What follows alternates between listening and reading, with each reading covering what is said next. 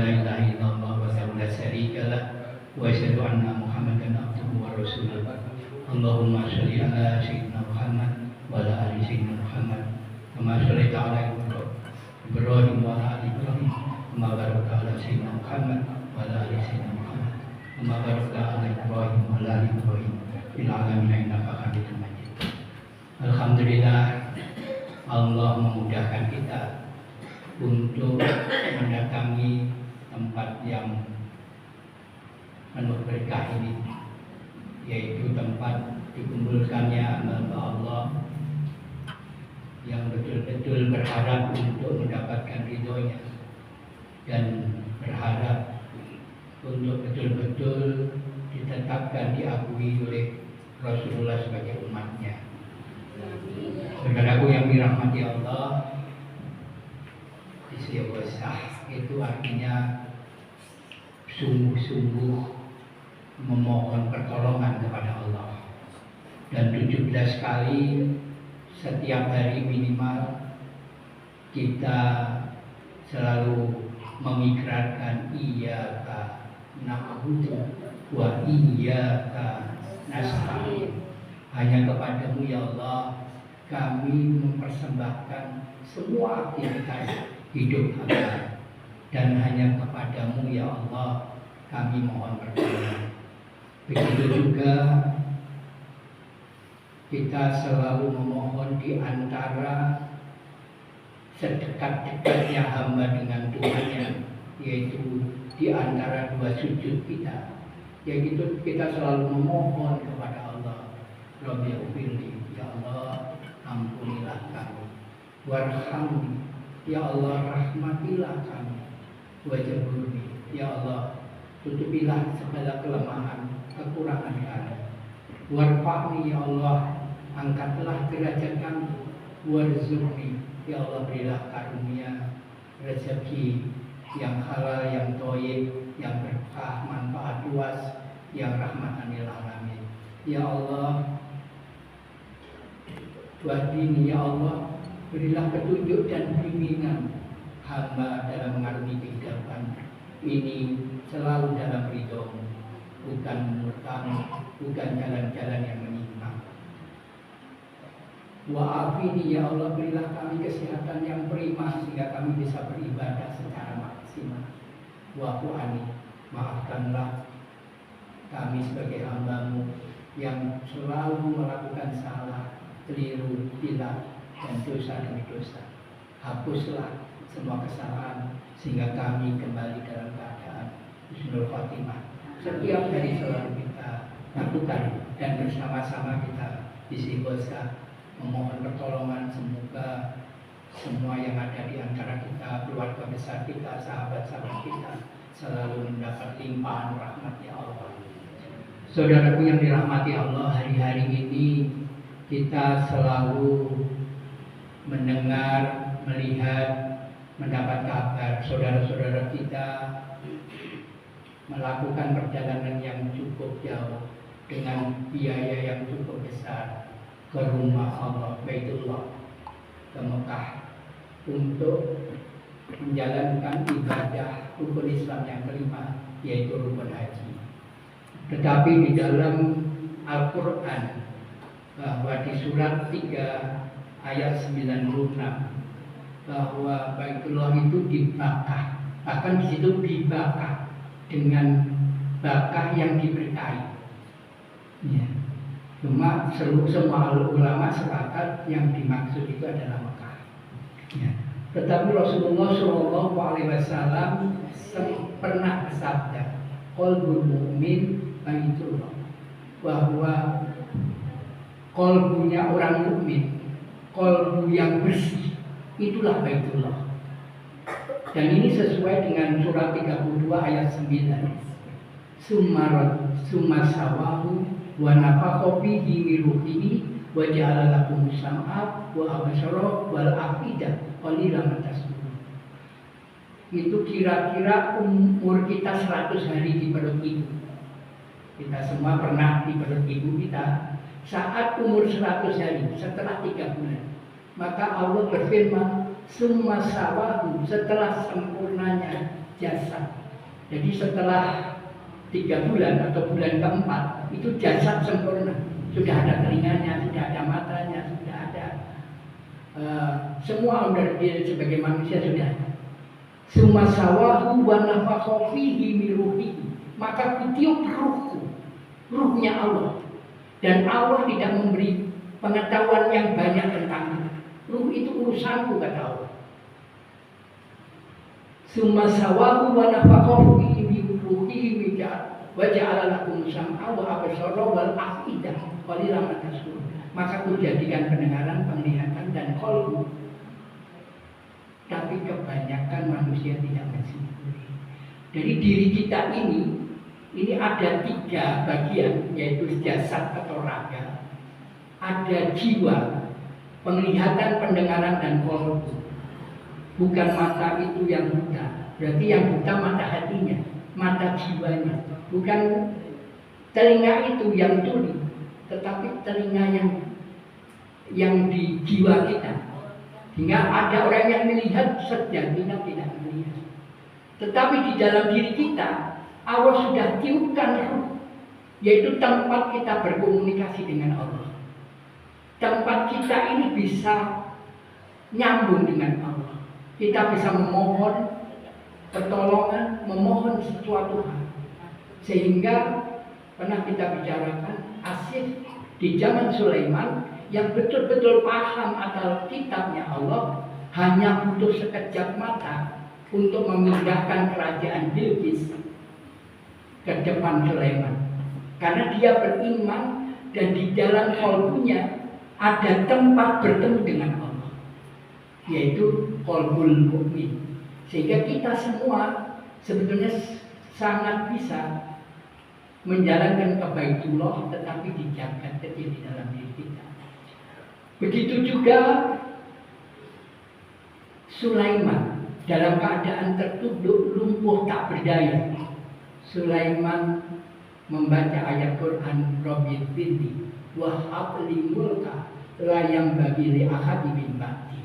Ya Allah, ampunilah hamba ya Allah, dan karunialah hamba kerajaan yang tidak pernah akan Engkau berikan kepada siapapun hamba yang lain. Maka sama Allah diberikan. Jadi di dalam diri Sulaiman ada Baitullah, tempat bertemunya jiwa Sulaiman dengan Tuhan. Begitu juga dengan Yunus. Yunus di dalam 3 kegelapan, di dalam perut ikan, di dasar laut, di dalam malam yang gelap. Maka Yunus matur kepada Allah, la ilaha illa anta subhanaka inni kuntu minadh dhalimin. Begitu juga dengan Nabi Adam. Nabi Adam salah diturunkan, maka yang bisa mengembalikan Adam ke surga adalah Rabbana dzalamna anfusana wa illam taghfir lana wa tarhamna lanakunanna minal khasirin. Maka di dalam diri kita ini sebetulnya ada Baitullah. Ini menurut Rasulullah, qalbul mukmin Baitullah. Cuma apakah hati kita sudah bersih atau tidak? Itulah pentingnya istighfar. Itulah pentingnya istighfar.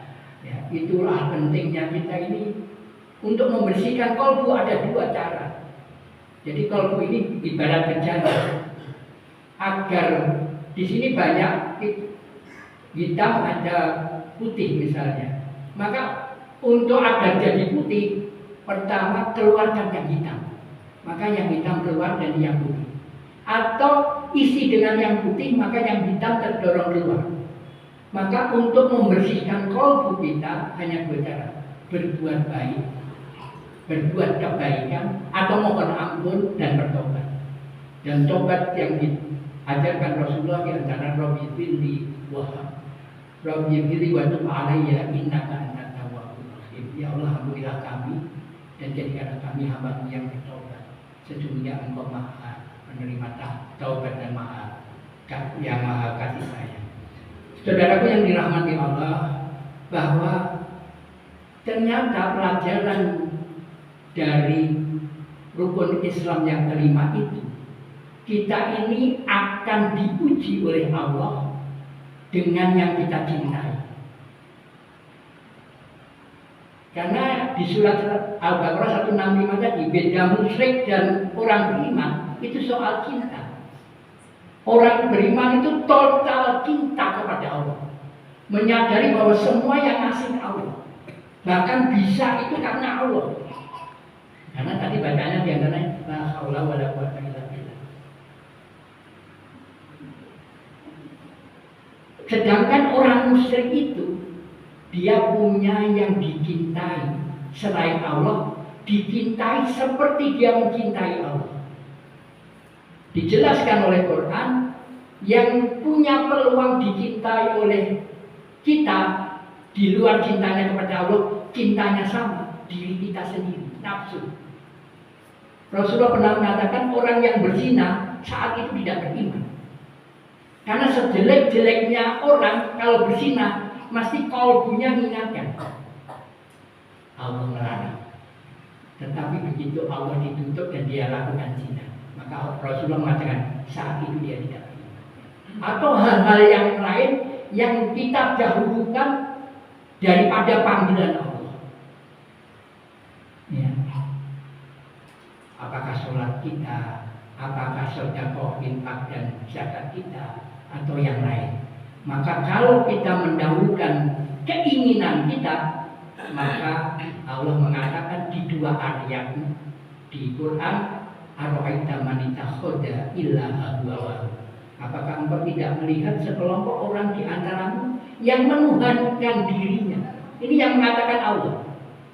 Mendahulukan kemauannya, keinginannya daripada apa yang sudah ditetapkan Allah. Dalam arti dengan sengaja, dengan sadar melanggar apa yang ditetapkan Allah.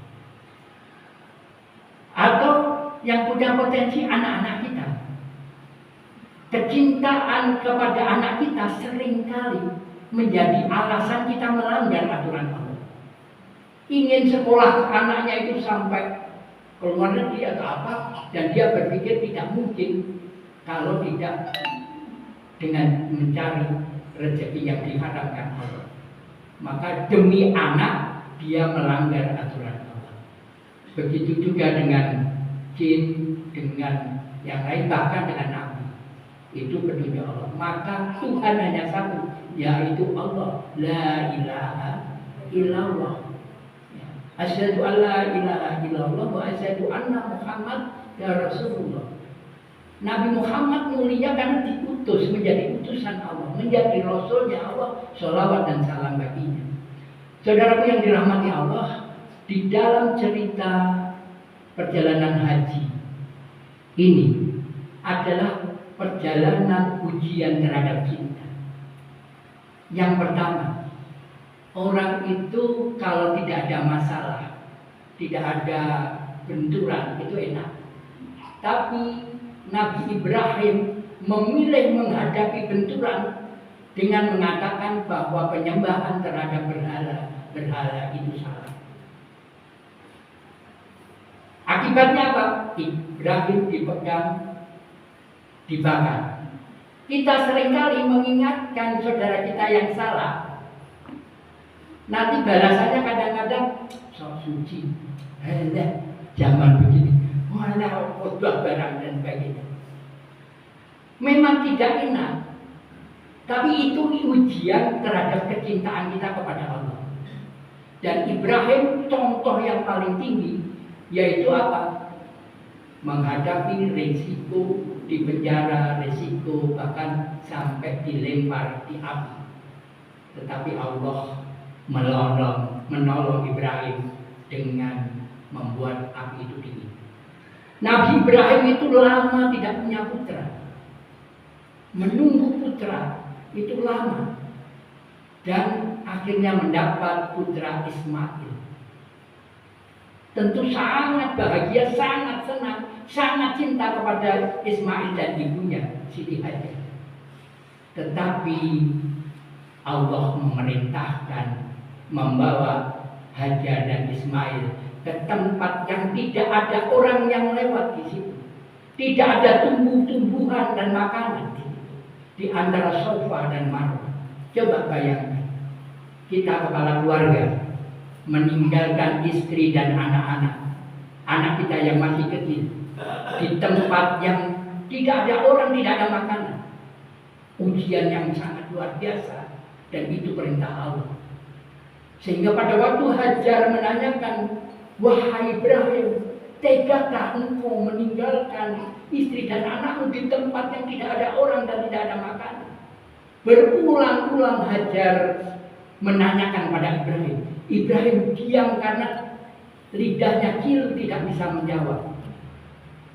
Maka alhamdulillah Hajar menanya, wahai Ibrahim, apakah ini perintah Allah? Maka Ibrahim menjawab, ya, ini perintah Allah. Kalau perintah Allah, Allah tidak akan menyusahkan hambanya. Pergilah Ibrahim. Coba, kalau kita itu, harap singko tobat baik. Terus gak manut Gusti Allah gak apa nanti iso tobat. Sedangkan tobat belum tentu ada waktunya dan sampai waktunya dan belum tentu diterima oleh Allah. Ya. Ibrahim pergi meninggalkan Ismail dan Hajar selama 14 tahun. Hajar single parent membesarkan Ismail. Coba, ini kalau ibu-ibu ditinggal bapaknya 14 tahun, ngapain anak? Tapi ini tadi sepakat Hajar mengatakan, apakah ini perintah Allah, perintah Tuhan kita, perintah Tuhanmu dan Tuhan. Makasih. Maka dengan ikhlas Ibrahim, Hajar sama Ismail 14 tahun ketemu, begitu senang. Coba bayangkan single parent membesarkan anak, suami datang membawa perintah Allah untuk menyembelih anak yang dibesarkan. Gimana ibu kira-kira? 14 tahun tanpa suami membesarkan sang anak, begitu besar, begitu anak soleh.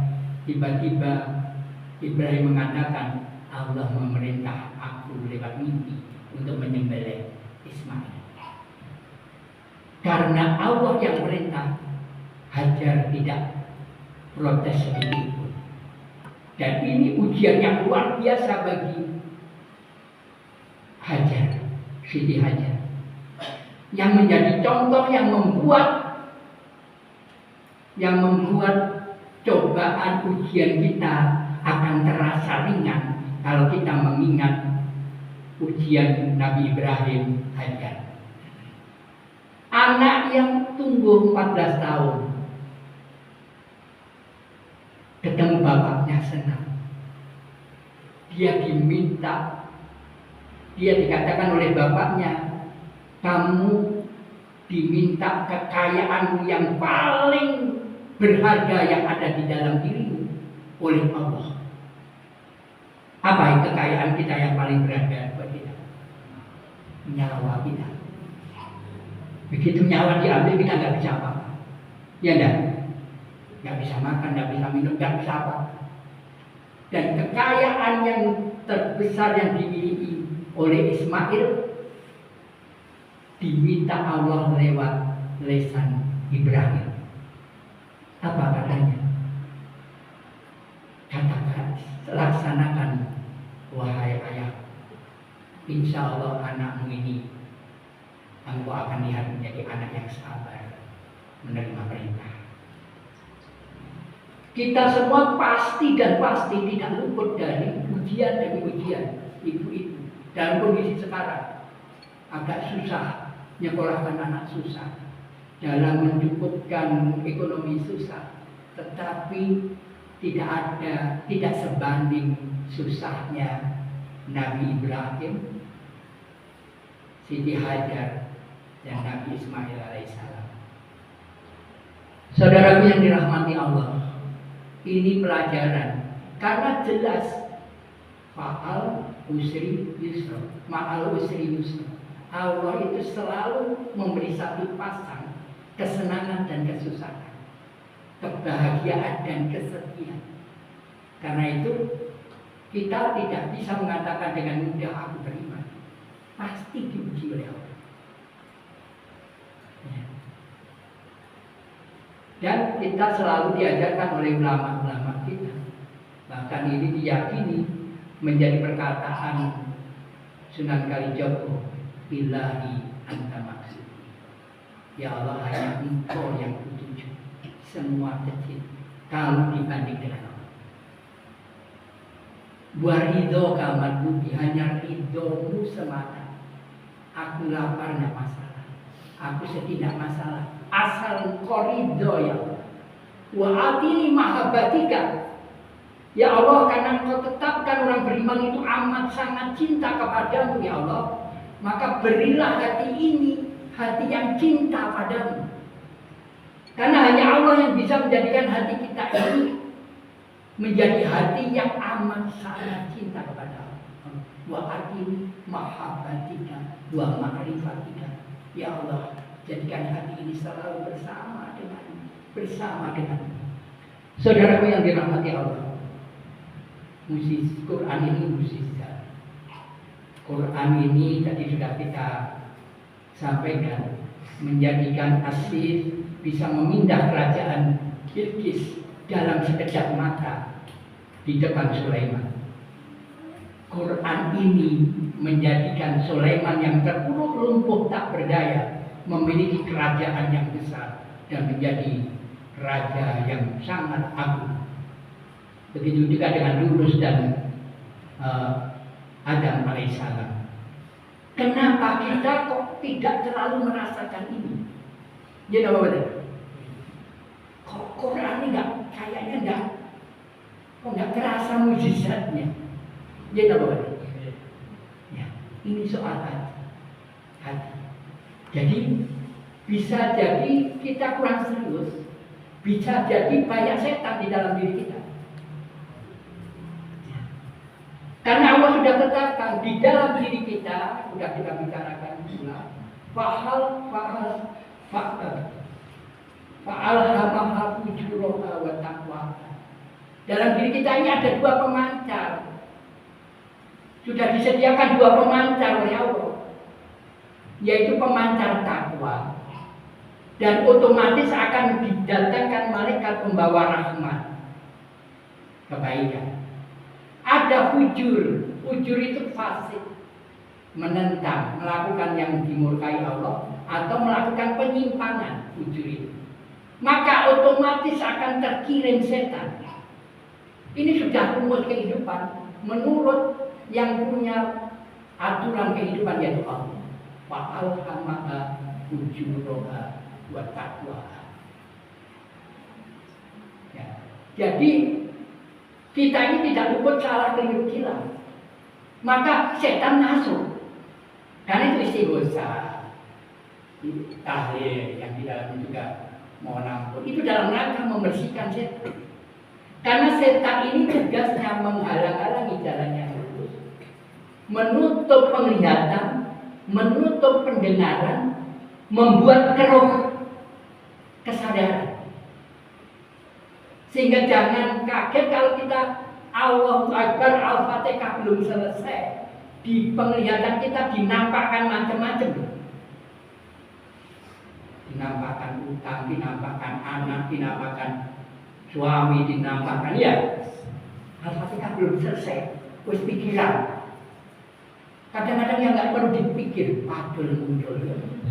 Padul, anak sapi. Kita bisa kayak umbi betul muncul. Memang dinampakkan oleh setan. Ku datangi dari depan, ku datangi dari kanan, kiri dan dari. Karena ini perlunya sebesar, sungguh-sungguh yang bisa melihat setan, yang bisa mengeluarkan setan cuma Allah. Kita tidak tahu kalau diri kita ini banyak setannya. Coba kita lihat. Kita sholat menghadap siapa? Betul, menghadap Allah. Kita kenal Allah itu Maha Agung ya. Hanya waktu 10 menit kita serius untuk matur kepada Allah. Ya enggak? Dan kita mulai dengan pernyataan Allahu Akbar. Yang lain kecil. Bumi dibanding jagat raya itu seperti debu, itu bumi. Bumi yang isinya bermiliar-miliar manusia itu debu, terus kita apa? Ini Allah Akbar. Ya. Tetapi kadang-kadang kita ini kayaknya gede. Allah Akbar. Ini namanya takbiratul ihram. Yang semua lenyap, yang semua nggak penting dibanding hubungan aku dengan Allah. Ya. Basmalah Bismillahirrahmanirrahim. Ini perkataan siapa? Ini firman Allah. Ini perkataan Allah. Mulia enggak? Agung enggak? Kira-kira harus serius enggak baca Bismillahirrahmanirrahim? Harus penuh dengan kesadaran enggak? Ini perkataan Allah lewat mulut kita, bukan diberikan Allah. Bismillahirrahmanirrahim. Kita seringkali tidak terlalu serius, apalagi sudah biasa. Alhamdulillahirabbil alamin juga begitu. Ar-Rahmanir-Rahim. Ini dawuhnya Allah ini, firman-firman Allah ini yang kita baca. Ya enggak? Kamu sholat bersama mungkin tidak bisa, tapi sholat sunnah. Tahajud kita kalau bisa 2 rakaat tidak apa-apa. Kalau Allah ridho, alina tak terhingga. Dibanding ngantuk-ngantuk tetap 23 rakaat. Tapi kalau sadar, fresh, 23 baik, semakin baik. Semakin banyak sujud, semakin baik. Tetapi kita tahu diri kita bahwa ini perkataan Allah yang kita ucapkan, kita dengarkan, yang disaksikan oleh jiwa. Dan ini nanti ditanya nanti di akhirat itu.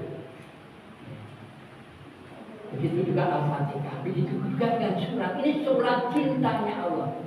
Cintanya Allah kepada kita agar kita selamat.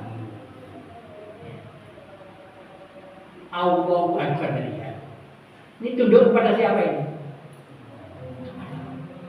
Sujudnya kita sujud kepada Allah. Pada waktu Rabbi firli warhamni wajibuni. Kita mohon kepada siapa?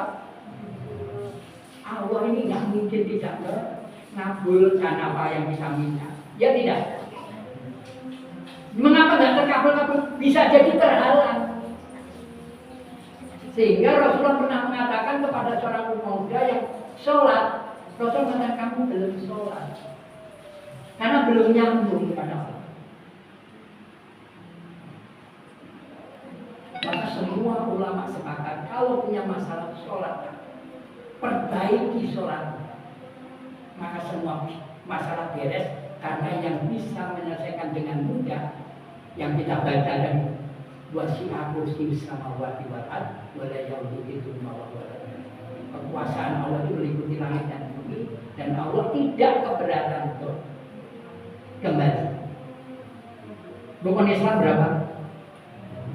5. Rasulullah menyatakan rukun Islam 5 itu pada saat habis Mi'raj. Tapi kapan Rasulullah tidak haji? Rasulullah tidak haji sekali pamitan. Namanya haji wada. Kenapa? Para ulama-ulama sesepuh kita naik haji setelah pondoknya berjalan. Sudah rahmatan lil alamin, ditinggal tindak. Pada waktu itu peluang tidak kembali sangat besar. Naik kapal laut, naik unta, lempar jumrohnya hanya setubuh gitu, sedunia dadang. Kalau sekarang 3 sayap, temboknya besar gitu, mudah sekali, enteng. Kenapa beliau-beliau ini? Karena qalbul mukmin baitullah. Terus kedua apa? Karena qalbul mukmin baitullah, semua ilmu Islam bisa secara hakikat menjalankan ibadah. Kalau secara syariat yang sekarang tidak haji ke sana. Ya.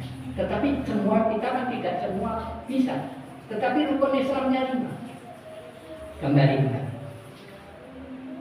setelah Nabi Ibrahim dan Nabi Ismail terus melanjutkan meninggikan bangunan Baitullah, pondasi Baitullah.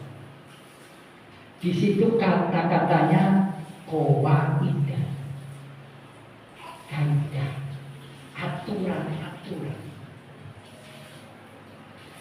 Nabi Ibrahim itu meninggikan aturan-aturan Allah, kaidah-kaidah Allah, disebut bapak tauhid, bapak keimanan bagi seluruh umat Islam.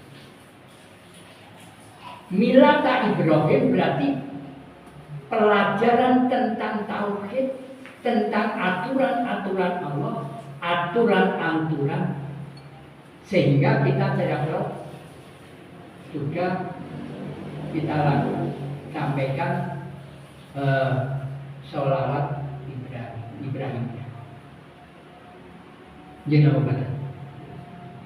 Kembali, mumpung masih waktu. Yang jelas istighfar itu tegas di dalam Quran. Lakukan di waktu-waktu saja. Mohon ampunlah di waktu-waktu saja. Jadi pekerjaan utama tahajud itu yang utama yang dalam Quran. Yang satu, bacalah Quran perlahan-lahan. Allah akan turunkan kalimat-kalimat yang berat. Memang berat untuk dilaksanakan, tapi berat timbangannya, berat nilai kebaikannya.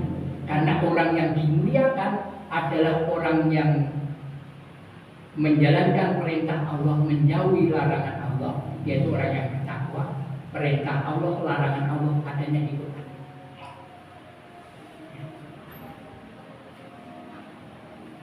Jadi qawaidah itu bukan bangunan fisik, tapi nilai-nilai, aturan-aturan, kaidah-kaidah. Karena Baitullah yang sekarang Ka'bah itu sudah beberapa kali dibangun kembali karena banjir. Bahkan makom Ibrahim itu dulu di dalam Ka'bah, di dalam area, karena tidak di luar. Ini menurut informasi yang kita dapatkan kalau kita mencari informasi. Jadi alhamdulillah kita doakan saudara-saudara kita yang tidak haji, semoga pulang membawa kemampuan. Tetapi kita jangan kecil hati yang tidak punya kemampuan untuk haji, karena qalbul mu'min baitullah. Ini kata Rasul.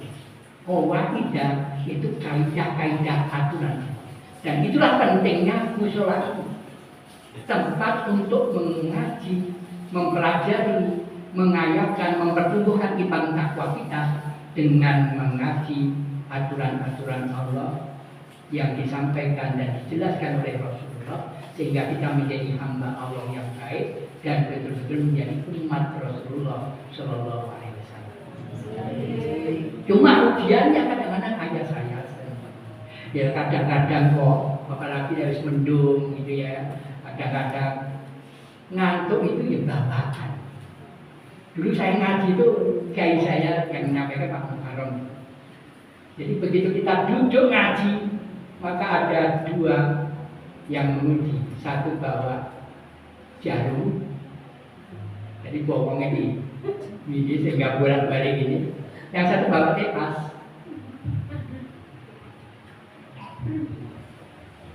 Sehingga ya normal itu ujian, sehingga harus kita lawan, karena bisa jadi kita belajar satu masalah sehingga kita lebih tahu, terhindar dari kesalahan, maka bisa jadi nilainya lebih baik dari sholat sunnah 1000 rakaat. Ini iming-iming yang mantap tidak? Terus kemarin saya juga begitu.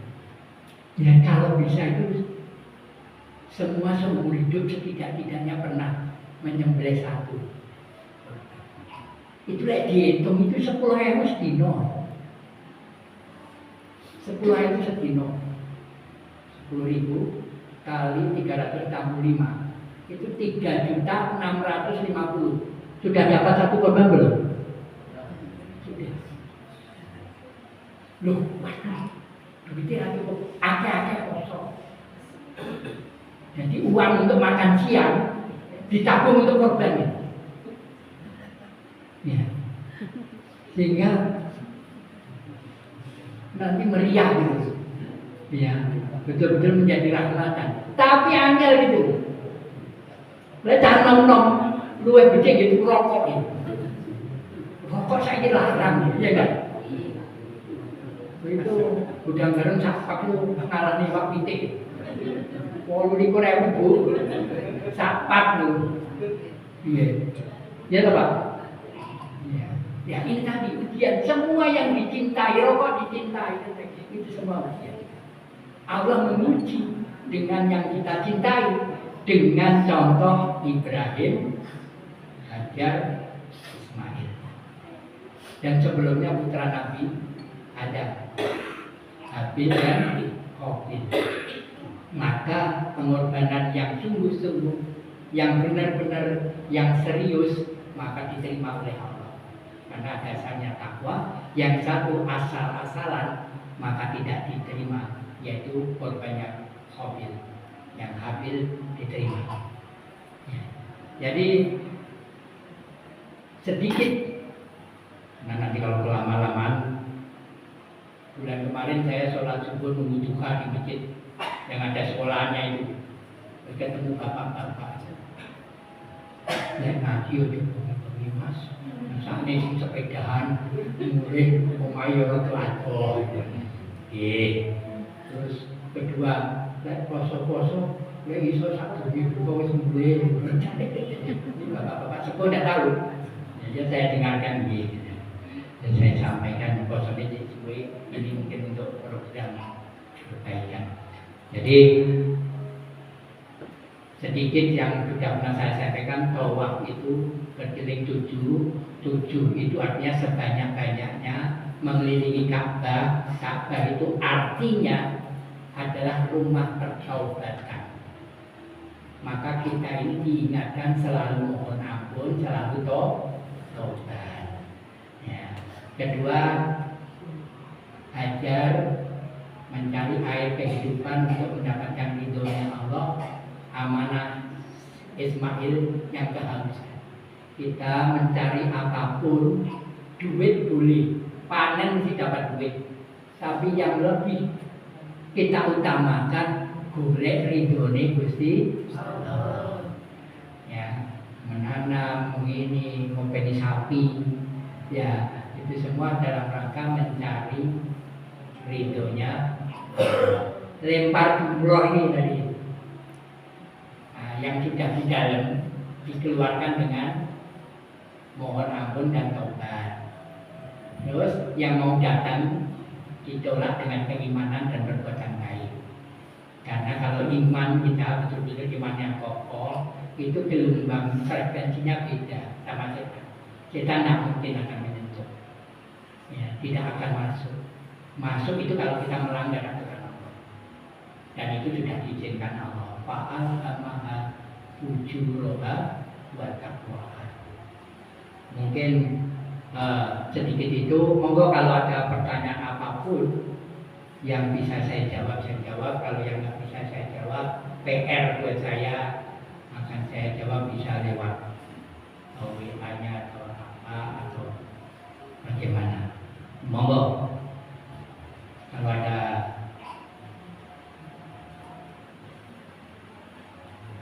Kalau tidak ada, ya semoga semua dengan semangat ngaji, khususnya di Mushola Bukhari, betul-betul menumbuhkan iman dan takwa kita. Iman dan takwa kita meningkat dan terus meningkat, sehingga nanti saat kita pulang husnul khotimah. Dan insya Allah dengan pulang husnul khotimah, KTP NKRI yang sudah tidak berlaku akan diganti dengan KTP surga Darussalam. Amin. Dan nanti di sana kita reuni. Amin. Ya. Mungkin itu aja dari saya. Marilah kita bukan jiwa kita, raga kita sejenak untuk memohon kepada Allah Semoga Allah mudahkan, Allah bahagiakan kita dalam kehidupan ini di dunia hingga di akhirat. Al-Fatihah. Bismillahirrahmanirrahim. Alhamdulillahirrahmanirrahim. Ar-Rahmanirrahim. Maliki yaumiddin. Iyyaka na'budu wa iyyaka nasta'in. Ihdinas siratal mustaqim. Siratal ladzina an'amta 'alaihim ghairil maghdubi 'alaihim waladdallin. A'udzu billahi minasyaitonir rajim. Bismillahirrahmanirrahim. Alhamdulillahirabbil alamin. Hamdan syakirin, hamdan na'imin, hamdan wafi ni'amatil kafi masidah. Ya Rabbana lakal hamdu kama yanbaghi li jalali wajhika wa 'azimi sultanik. Allahumma shalli wa sallim ala sayyidina Muhammad wa ala ali sayyidina Muhammad. Rabbana dzalamna anfusana wa illam taghfir lana wa tarhamna lanakunanna minal khasirin. La ilaha illa anta subhanaka inni kuntu minadh dhalimin. Rabbana ighfir lana wa li walidina wa li jami'il muslimina wal muslimat wal mu'minina wal mu'minat al ahya'i minhum wal amwat. Ya Allah, ya Tuhan kami sengaja berkumpul ya Allah untuk istighosah, memohon pertolongan-Mu ya Allah, untuk mengkaji ayat-Mu ya Allah, karena kami betul-betul ingin terus berjalan menuju-Mu ya Allah. Kami betul-betul hanya berharap ridho-Mu ya Allah. Ya Allah, ya Tuhan kami, berilah kami hati yang cinta, teramat cinta padamu ya Allah. Berilah kami hati yang ma'rifat padamu ya Allah. Ya Allah, ya Tuhan kami yakin ini ya Allah. Kami memohon ampun padamu ya Allah. Kami sadar kami selalu diliputi dosa, salah, keliru dan khilaf ya Allah. Ya Allah, ya Tuhan kami, limpahkanlah kepada kami rahmat-Mu ya Allah, kasih sayang-Mu ya Allah. Berilah kami kasih sayang dan cinta-Mu ya Allah sebagai hamba yang Kau cinta. Ya Allah, ya Tuhan kami, tutupilah segala kelemahan kami ya Allah. Tutupilah pemancar negatif yang ada dalam diri kami ya Allah. Tutupilah pemancar yang mendatangkan setan, yang akan menghalang-halangi jalan kami menuju-Mu ya Allah, yang akan menghalangi penglihatan kami, pendengaran kami, dan qalbu kami ya Allah. Ya Allah, ya Tuhan kami, jadikanlah kami hamba-Mu yang terhindar dari kehinaan di dunia ini. Angkatlah derajat kami ya Allah. Ya Allah, ya Tuhan kami, karunialah kami rezeki yang halal, yang thayyib, yang berkah manfaat luas ya Allah, yang rahmatan lil alamin. Ya Allah, ya Tuhan kami, berilah petunjuk dan bimbingan kepada kami ya Allah, sehingga kami bisa menjalani hidup ini sebagai umat Rasul kekasih-Mu, umat Nabi Agung Muhammad sallallahu alaihi wasallam. Ya Allah, ya Tuhan kami, berilah kami kesehatan yang prima ya Allah, sehingga kami bisa menjalankan ibadah dengan sebaik-baiknya, sehingga kami bisa menumbuhkan iman dan takwa kami ya Allah. Kami ingin betul-betul Engkau muliakan di sisi-Mu, dan kami sadar kemuliaan itu hanya Engkau berikan kepada hamba-Hamba yang bertakwa kepada-Mu. Ya Allah, ya Tuhan kami, maafkanlah ya Allah atas segala dosa, salah, keliru, khilaf kami ya Allah. Jadikanlah kami hamba-Mu yang beriman, yang Engkau berkaruniai Baitullah di dalam hati kami. Allahumma nas'aluka ridhoka wal jannah wa na'udzubika min sakhatika wan nar. Allahumma nas'aluka salamatan fid din wa afiatan fil jasad wa ziyadatan fil ilmi wa barakatan fil rezeki wa taubatan qabla al-maut wa rahmatan indal maut wal maghfiratan ba'dal maut. Allahumma nas'aluka ridhoka wal jannah wa na'udzubika min sakhatika wan nar. Rabbana la tu'akhidna in nasina wa akhtana. Rabbana wa la tahmil 'alaina isran kama hamaltahu 'alal ladzina min qablina. Rabbana wa la tuhammilna ma la taqata lana bih wa'fu 'anna waghfir lana warhamna anta maulana wansurna 'alal qaumil kafirin. Rabbana atina fid dunya hasanah wa fil akhirati hasanah wa qina adzabannar. Subhana rabbika rabbil izzati amma yasifun wa salamun alal mursalin walhamdulillahi rabbil alamin. Al-Fatihah.